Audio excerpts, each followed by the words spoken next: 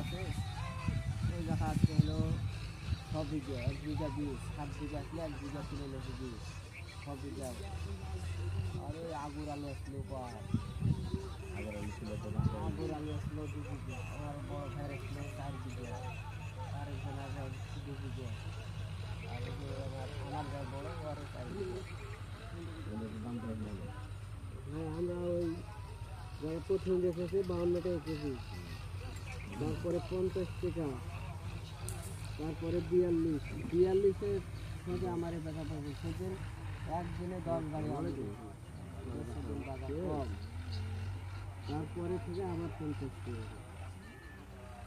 টাকা দোকানে গেল না ভাই।